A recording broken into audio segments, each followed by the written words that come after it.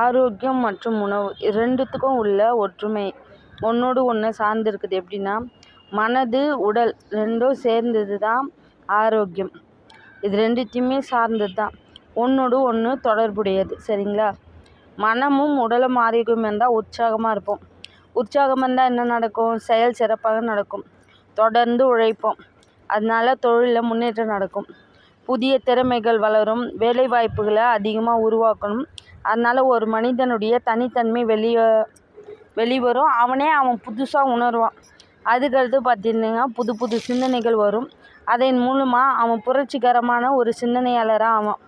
அனைத்திற்கும் துணிந்து செயல்படுதல், அதாவது உடம்பையும் மனசையும் ஒரு தைரியமாக துணிச்சலாக அவனால் செயல்படுத்த முடியும். அதுக்கு வீரம் தைரியம் உருவாகும் உணர்விலேயே.